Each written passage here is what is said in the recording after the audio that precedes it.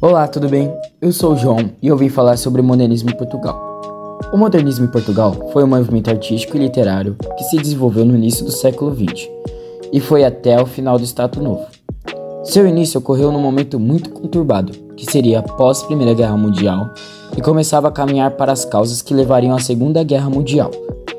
O modernismo em Portugal nasceu com três fortes e principais características: a revolução, a inovação e a ousadia.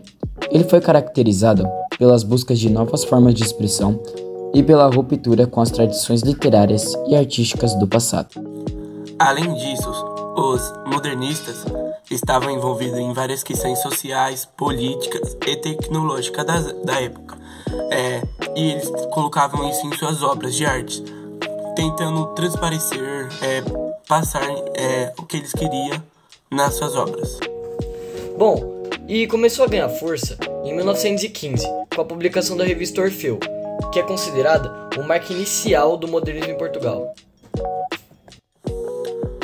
Os artistas valorizavam a originalidade, a experimentação e a criatividade, muitas vezes deixando técnicas tradicionais em favor de técnicas mais expressivas e abstratas. Os artistas modernistas de Portugal tinham uma visão revolucionária da arte. Eles buscavam romper com tradições e convenções estabelecidas da época. Um dos artistas que contribuíram significativamente para o desenvolvimento do modernismo em Portugal são Mário de Sá Carneiro, Eduardo Viana, Santa Rita, Almada Negreiros e Amadeu de Souza Cardoso, entre outros.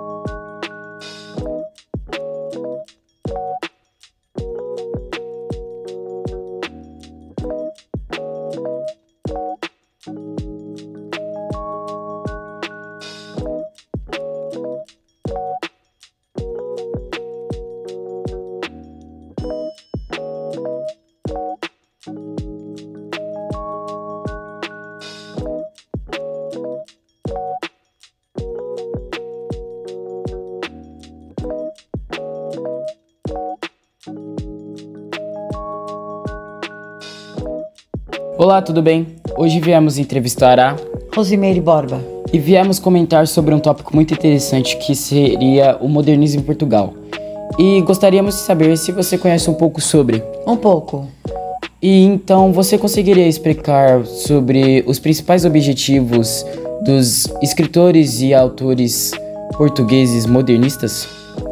Os escritores e artistas modernistas portugueses tinham como objetivo trazer a ousadia e a revolução em suas produções, pois foi para isso que esse movimento surgiu, com a intenção de trazer uma reformulação total nas artes. E essa reformulação veio através da ruptura com a tradição, experimentação formal, reflexão sobre a modernidade, universalismo, provocação, individualismo e a originalidade. Então, esses são o principal cunho dos modernistas, escritores e artistas portugueses na época. Muito obrigado e muito obrigado pela atenção de tudo. Estamos aqui diretamente de São Paulo, capital, para ver se alguns moradores brasileiros entendem sobre um pouquinho da história de Portugal. História do modernismo, essas coisas que estamos falando na nossa matéria agora. Estamos aqui com o nosso amigo. Opa, tudo bem? Irmão, tudo bem? Qual que é o seu nome? Rayan. Então, eu vou fazer uma perguntinha breve com você sobre o modernismo de Portugal. Você entende alguma coisa? Sim, entendo sim, professor. Então beleza.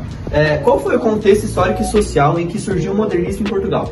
Então, o contexto foi da Primeira e da Segunda Guerra Mundial, que revelou grandes artistas e grandes obras no mundo inteiro. Caramba, nossa amigo, você entende muito. Muito obrigado, viu? Tamo junto aí. Essa foi a entrevista e fica com você aí. Para a nossa crise, dos seus aspectos político, moral e intelectual. A nossa crise provém, essencialmente, do excesso de civilização dos incivilizáveis. Esta frase, como todas que envolvem uma contradição, não envolve contradição nenhuma. Eu explico. Todo povo se compõe de uma aristocracia e de ele mesmo. Como o povo é um, esta aristocracia e este ele mesmo têm uma substância idêntica. Manifestam-se, porém, diferentemente. A aristocracia manifesta-se como indivíduos, incluindo alguns indivíduos amadores. O povo revela-se como todo ele um indivíduo só. Só coletivamente é que o povo não é coletivo. O povo português é, essencialmente, cosmopolita. Nunca um verdadeiro português foi português. Foi sempre tudo. Ora, ser tudo em um indivíduo é ser tudo. Ser tudo em uma coletividade é cada um dos indivíduos não ser nada. Quando a atmosfera da civilização é cosmopolita, como na Renascença, o português pode ser português. Pode, portanto, ser indivíduo. Pode, portanto, ter aristocracia. Quando a atmosfera da civilização não é cosmopolita, como no tempo entre o fim da Renascença e o princípio em que estamos de uma Renascença nova, o português deixa de poder respirar individualmente. Passa a ser só portugueses. Passa a não poder ter aristocracia. Passa a não passar. Garanto-lhe que estas frases têm uma matemática íntima. Ora, um povo sem aristocracia não pode ser civilizado. A civilização, porém, não perdoa. Por isso, esse povo civiliza-se com o que pode arranjar, que é o seu conjunto. E como o seu conjunto é individualmente nada, passa a ser tradicionalista e a imitar o estrangeiro, que são as duas maneiras de não ser nada. É claro que o português, com a sua tendência para ser tudo, forçosamente havia de ser nada de todas as maneiras possíveis. Foi neste vácuo de si próprio que o português abusou de civilizar-se. Está nisto, como lhe disse, a essência da nossa crise. As nossas crises particulares procedem desta crise geral. A nossa crise política é o sermos governados por uma maioria que não há. A nossa crise moral é que, desde 1580, fim da Renascença em nós e de nós na Renascença, deixou de haver indivíduos em Portugal para haver só portugueses. Por isso mesmo acabaram os portugueses nessa ocasião.